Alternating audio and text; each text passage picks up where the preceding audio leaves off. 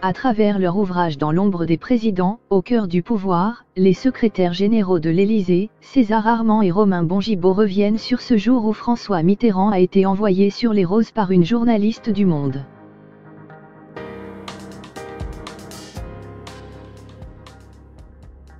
Tout comme Jacques Chirac, François Mitterrand n'hésitait pas à user de ses talents de séducteur.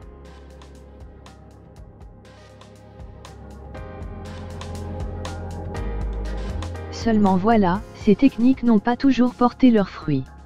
C'est ce que racontent César Armand et Romain Bongibaud à travers leur livre intitulé Dans l'ombre des présidents, au cœur du pouvoir, les secrétaires généraux de l'Élysée et publié aux éditions Fayard en 2016.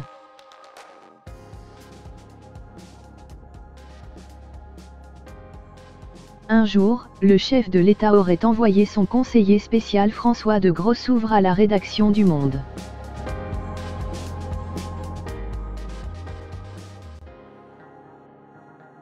Une fois dans les locaux du quotidien, l'homme aurait lancé à la reporter Catherine Fauvet-Missia, « Tu sais, François est très triste.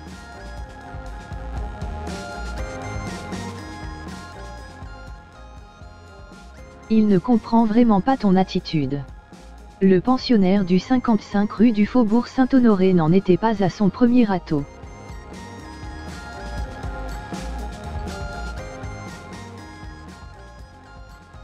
Jacqueline Chabridon et lui se sont rencontrés en 1974, l'année où l'homme politique a été élu à la tête du pays.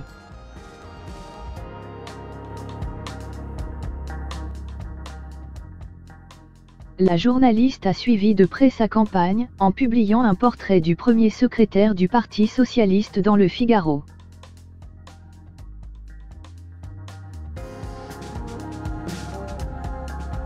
Une aubaine pour lui. Au cours de son mandat présidentiel, alors qu'il conduisait la journaliste qu'il avait mariée à Charles Hernu quelques années auparavant, en déplacement officiel, il aurait arrêté le véhicule pour tenter une approche.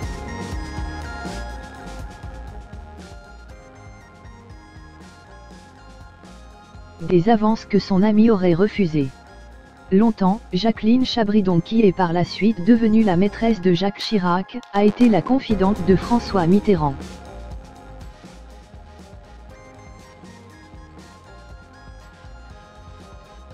Dans son livre Les Amazones de la République, Renaud Revel écrit « Elle fut ainsi la seule journaliste à être au courant de la naissance de Mazarine Pinjot, dont elle connaissait bien la mère, Anne Pinjot. »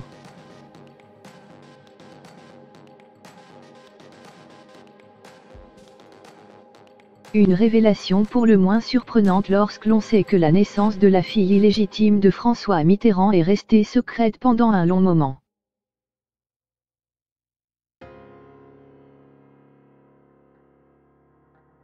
D'après César Armand et Romain Bongibaud, le libertin rencontrait davantage de succès auprès des actrices et chanteuses.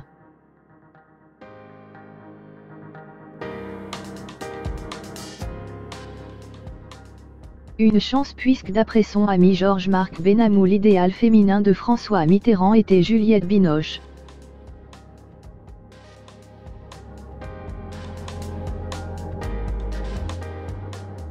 Dans Le Dernier Mitterrand, le producteur rapporte que la figure politique l'a décrite comme une femme qui dépasse toutes les autres.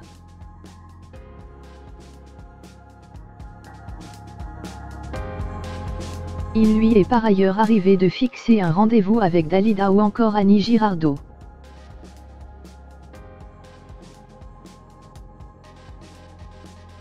Alors que le président de la République se trouvait dans la chambre de la comédienne, le mari de cette dernière, Bernard Fresson, a frappé à la porte.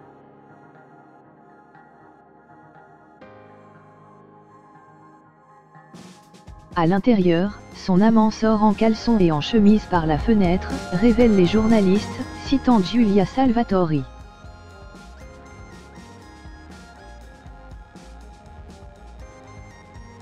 Un vrai tombeur. Ou presque.